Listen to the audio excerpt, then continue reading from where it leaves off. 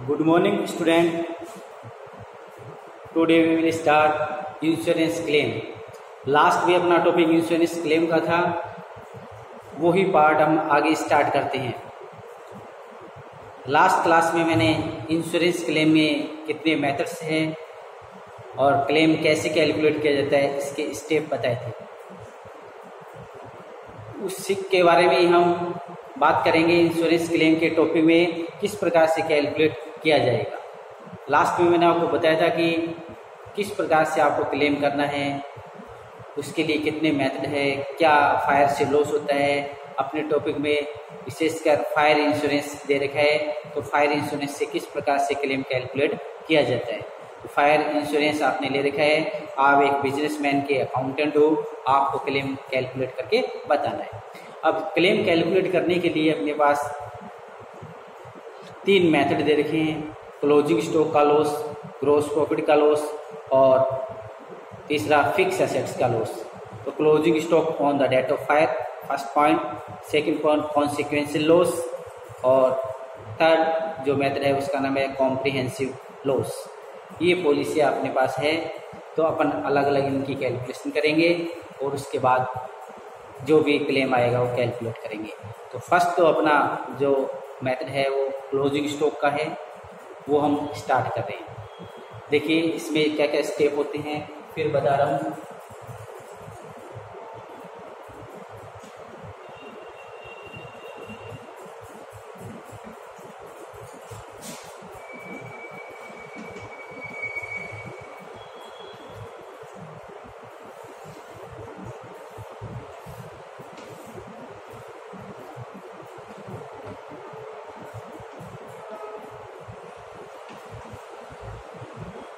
Students, trading account कैसे create होता है आप सभी को आता है। मैं ओनली रिमाइंड करवा रहा हूँ कि भी ट्रेडिंग अकाउंट इस प्रकार आप बनाते थे 11th में। ये ना फर्स्ट क्या लिखते हो, ओपनिंग स्टॉक, फिर लिखते हो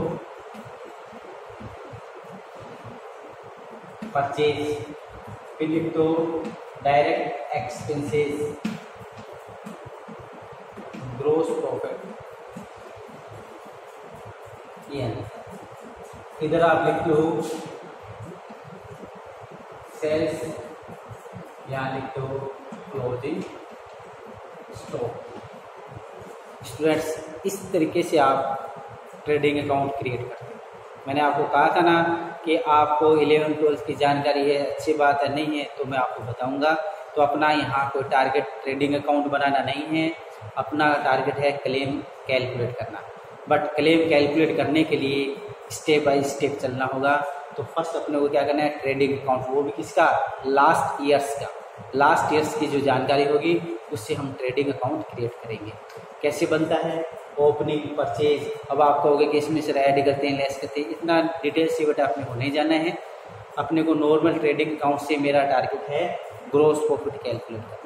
यदि अपने को क्वेश्चन में gross profit always given, then ये अकाउंट क्रिएट नहीं करेंगे। मेरा टारगेट क्या है, मेरे को ग्रोस प्रॉफिट की रिक्वायरमेंट है, लास्ट ईयर्स के उनकी ज़रूरत है। उसके लिए मैं क्या कर रहा हूँ, ट्रेडिंग अकाउंट क्रिएट करके। आपको पता है ग्रोस प्रॉफिट कैसे काउंट होता है, ट्रेडिंग अकाउंट का जो अंतर आता है वो ग्रोस प्रॉफिट होता है। यदि लास्ट ईयर्स का मेरे पास ग्रोस प्रॉफिट क्वेश्चन में गिवन है, मैं ट्रेडिंग अकाउंट नहीं बनाऊंगा। ठीक है, मैंने आपको अभी बताया है कि अपना टारगेट ट्रेडिंग अकाउंट बनाना नहीं है। ट्रेडिंग अकाउंट आपने 11th में 12th में बनाए, ठीक है। तो ये बना के अपन टारगेट क्या है, ग्रोस प्रॉफिट। तो इसमें आपको कोई ज़्यादा एडजस्टमेंट, इसमें एडजस्टमेंट की ज़्यादा कार्रवाई नहीं है। ओनली याद रखना है, डीआर में ओपनिंग, परचेज, डायरेक्ट खर्चे कोई हैं तो लिख देंगे, नहीं है कोई दिक्कत नहीं है। सीआर में सेल्स और क्लोजिंग स्टॉक ये आते हैं और इसका अंतर आता है gross profit. Clear. Then second अपन क्या करते हैं, ग्रोस प्रॉफिट।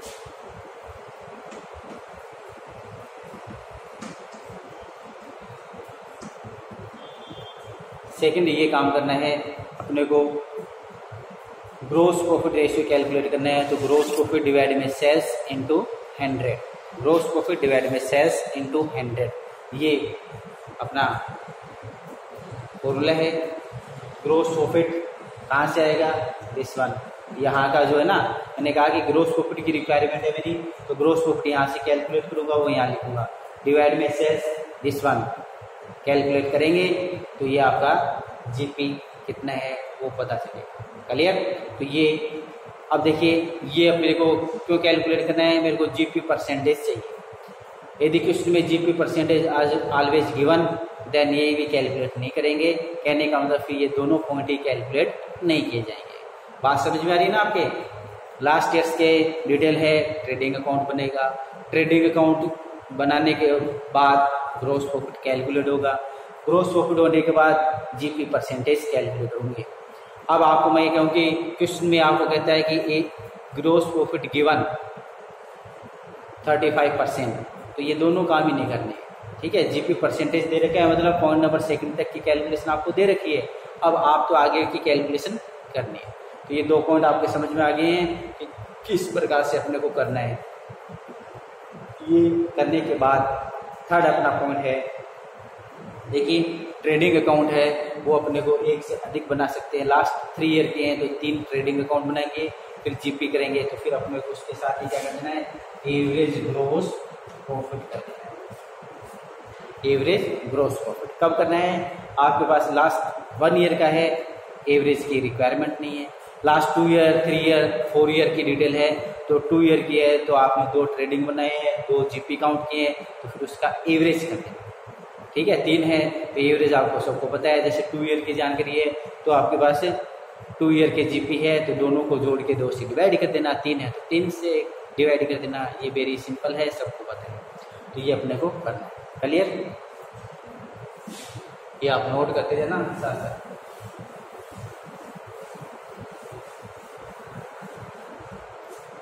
अब point number 3,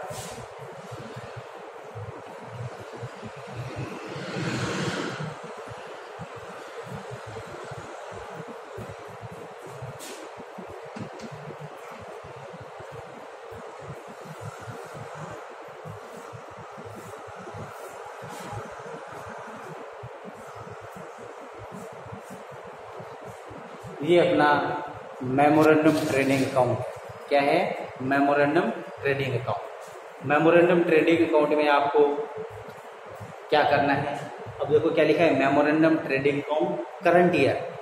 means current year का मतलब क्या होता है, करंट ईयर का मतलब है डेट ऑफ फायर वाला ईयर। डेट ऑफ फायर है ना, उस ईयर का आपको मेमोरेंडम ट्रेडिंग अकाउंट बनाना है। तो स्टूडेंट्स, मेमोरेंडम ट्रेडिंग अकाउंट का मतलब कोई इसका नेम चेंज नहीं होगा, ये ट्रेडिंग अकाउंट ही है, बट ये करंट ईयर का है, इसलिए इसको मेमोरेंडम ट्रेडिंग अकाउंट बोल रहे हैं। क्यों बोल रहे हैं, फायर से लॉस हुई है और लॉस के कारण हमारे पास एस्टिमेटेड आंकड़े हैं, इसलिए मेमोरेंडम का मतलब याददाश्त पर बनाए गए हैं, इसलिए इसका नाम दे दिया मेमोरेंडम ट्रेडिंग अकाउंट। ये भी ट्रेडिंग अकाउंट ही है। कैसे बनेगा, जो ट्रेडिंग अकाउंट बनता है वैसे इसको बनाना है। To opening stock, to purchase, to direct expenses यदि गिवन है तो, टू ग्रोस प्रॉफिट,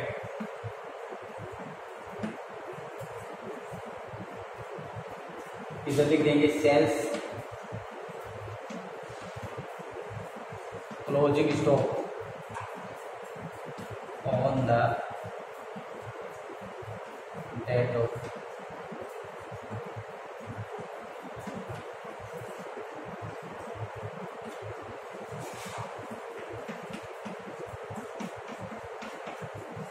ये आपका मेमोरेंडम ट्रेडिंग अकाउंट है। यस, देखिए ओपनिंग स्टॉक कहाँ से देखोगे आप, आपका जो ट्रेडिंग अकाउंट है उसमें जो क्लोजिंग है वो इसका ओपनिंग होगा। आप सबको पता है लास्ट ईयर का क्लोजिंग नेक्स्ट ईयर का ओपनिंग होता है, तो आपको क्या करना है, लास्ट ईयर जो ट्रेडिंग अकाउंट बना हुआ है उसका जो क्लोजिंग स्टॉक है वो यहाँ ओपनिंग में लिख देना। परचेज आपको देगा कि उसमें डायरेक्ट एक्सपेंसेस दे रखे हैं, लिख देना, नहीं दे रखे कोई दिक्कत नहीं है। आप सोचोगे सर डायरेक्ट एक्सपेंसेस कहाँ से लिखे, गिवन है लिखिए, नहीं गिवन है कोई दिक्कत नहीं है, नहीं लिखना है। इसके बाद ग्रोस प्रॉफिट, अब ग्रोस प्रॉफिट में मैंने क्या लिख दिया, कैलकुलेट, ठीक है। ये अंतर नहीं आएगा क्योंकि इधर भी अंतर आएगा, इधर देखिए सेल्स गिवन मिलेगी आपको, फिर यहाँ लिखा है closing stock on the date of fire, मतलब फायर के कारण जो लॉस हुआ है क्लोजिंग स्टॉक का वो इधर अंतर आएगा, वो हमारे पास नहीं है, वो उसी की तो कैलकुलेशन कर रहे हैं। अब इधर भी आपको नहीं पता है, ग्रॉस प्रॉफिट भी नहीं है, तो ये तो कंप्लीट नहीं हो पाएगा, इसलिए डीआर की साइड कंप्लीट करनी पड़ेगी। और डीआर की साइड कंप्लीट करने के लिए ग्रॉस प्रॉफिट आपको लिखना पड़ेगा। कैसे करेंगे, यहाँ लिख दिया हमने कैलकुलेट, कैसे करना है calculate, sales into gross profit ratio, sales into gross profit ratio, sales this one, यहाँ जो सेल्स है ये अमाउंट ये यहाँ लिखेंगे, इनटू जीपी परसेंटेज कहाँ से देखेंगे, पॉइंट नंबर सेकंड में जीपी परसेंटेज जो अपने एवरेज आएंगे वो यूज करेंगे, उनको मल्टीप्लाई करके परसेंट निकाल के जो आएगा ग्रॉस प्रॉफिट होगा वो यहाँ लिख देंगे। अब ये डीआर का आइटम है वो कंप्लीट हो चुका है। डीआर का आइटम कंप्लीट होने का मतलब है कि डीआर की साइड कंप्लीट है। अब सीआर में एक आइटम बचा है क्लोजिंग स्टॉक, क्या बचा है क्लोजिंग स्टॉक, ये आपका अंतर आ जाएगा। इसको आप क्या लिख दो, closing stock on the date of fire, fire से जो लॉस हुआ उस टाइम क्लोजिंग स्टॉक कितना था ये पता चलेगा। क्लियर। तो वैसे तो यहाँ जो क्लोजिंग स्टॉक आया है वो ही अपना क्लेम है, बट कुछ आगे भी स्टेप अपने को करने होंगे, तो यहाँ तक आप नोट करिए, उसके बाद आगे स्टार्ट करते हैं।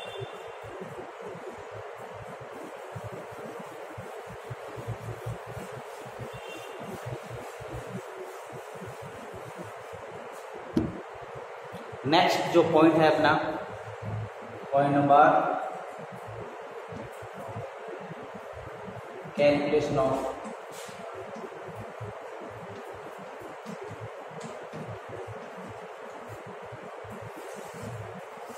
Calculation of loss of stock.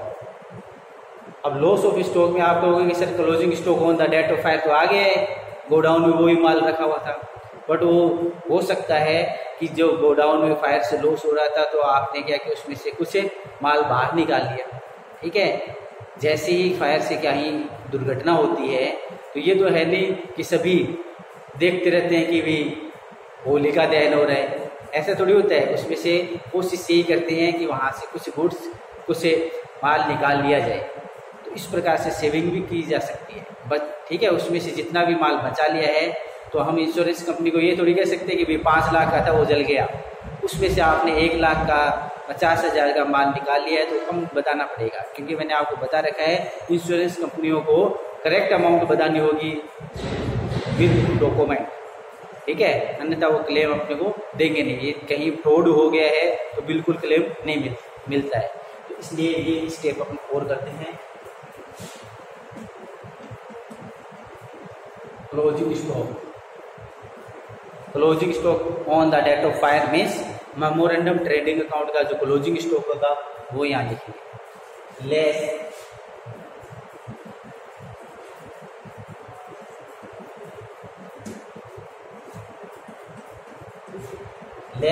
Saved amount, बचाया गया कोई माल है तो लेस कर देंगे। क्वेश्चन में आपको बताएगा सेव्ड अमाउंट कितनी है, तो यहाँ लिख देंगे, लेस कर देंगे, और फिर यहाँ लिख देंगे लॉस ऑफ स्टॉक, एक्चुअल में ये लॉस हुआ।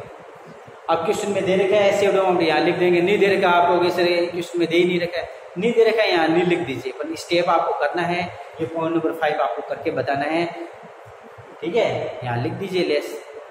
अब बिजनेस इस प्रकार का है कि वहाँ सेव्ड अमाउंट का कोई केमिकल का बिजनेस है, अब केमिकल का बिजनेस है वहाँ कौन सेव्ड करेगा, हाँ तो इस प्रकार से। या फिर हम ये कह सकते हैं कोई आलसी व्यक्ति है कि गोडाउन में आग लग गया कि लगने दे, तो भी हो सकता है, तो ये तो मजाक की बात है। वैसे सेव्ड अमाउंट आपको क्वेश्चन में देगा, लेस करनी है। नहीं दे रखी, आपको कोई परेशानी नहीं है, आपको कोई टेंशन नहीं लेने कि सेव्ड अमाउंट क्यों नहीं किया, आपको परेशान होने की जरूरत नहीं है। सेव्ड है तो यहाँ लेस कर देना, नहीं दे रखे है तो आप क्या लिख देना, नील लिख देना। बट ये स्टेप जरूर करना है एग्जाम में, जिससे आप एग्जाम में अगले को ये बता सको कि भाई इसके कैलकुलेशन के ये स्टेप है। सेव्ड अमाउंट होती तो मैं यहाँ लेस करता, नहीं है तो नहीं किया, ठीक है। सेव्ड अमाउंट यदि क्वेश्चन में गिवन होता तो हम क्या करते हैं, यहाँ लेस करते हैं। इससे देखिए कॉलेजों में क्या है, स्टेप पूरे लिखने होते हैं। अब आपको कैसे सेव्ड अमाउंट नहीं है तो अपना क्लोजिंग स्टॉक है वही है, यहाँ पर बिल्कुल वही है, बट अपने को इसकी कैलकुलेशन तो बतानी होगी। आपको ये पॉइंट दो, अब आप वो ही बता रहे हो तो ये पॉइंट करने की आवश्यकता नहीं है, तो फिर वो ये चेक नहीं कर पा रहा है कि सेव्ड अमाउंट हो तो आप कहाँ से लेस करोगे, इसलिए ये स्टेप अपने को कैसे कैसे लिखे प्रत्येक क्वेश्चन में। क्लियर। उसके बाद अपन चलते हैं last,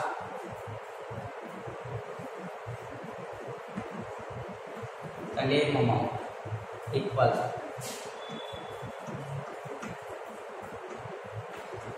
loss of stock into insured amount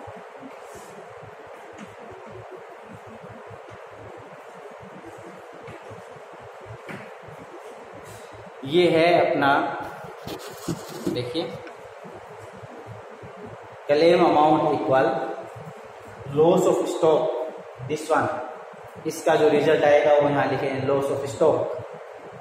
insured amount means कितने अमाउंट की पॉलिसी है, पॉलिसी अमाउंट यहाँ लिखनी है, क्वेश्चन में गिवन होगी, वो इंश्योर्ड अमाउंट बोली जाती है। इंश्योर्ड का होता है कितने की पॉलिसी टेकन की आपने, मीन्स पॉलिसी अमाउंट है वो यहाँ लिखनी है जो क्वेश्चन में गिवन होगी। इंश्योरेबल अमाउंट, इंश्योरेबल अमाउंट का मतलब है कितने की पॉलिसी टेकन करनी चाहिए थी। तो इंश्योरेबल अमाउंट क्या होता है, जो क्लोजिंग स्टॉक होता है उसको ही बोलते हैं इंश्योरेबल अमाउंट। इसको बोलते हैं जो क्लोजिंग स्टॉक होता है उसको ही क्या बोलते हैं, इंश्योरेबल अमाउंट बोलते हैं।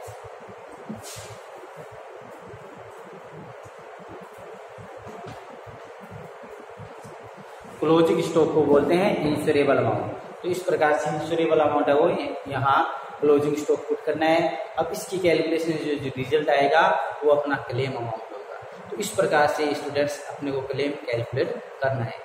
तो ये स्टेप आपको याद होंगे तो इजी वे में आप फर्स्ट मेथड कर सकते हो। फर्स्ट मेथड में आपको कितने पॉइंट बताए मैंने, 6 पॉइंट है। 6 पॉइंट आपको अच्छी तरह से याद करने हैं कि पॉइंट टू पॉइंट किस प्रकार से चलना है। पॉइंट टू पॉइंट चलते जाओगे तो आपके पास बुक है तो आप क्वेश्चन भी स्टार्ट कर सकते हो। फर्स्ट मेथड का आप इजीली क्वेश्चन कर सकते हो। नेक्स्ट क्लास में अपने क्वेश्चन स्टार्ट करेंगे। Thank you.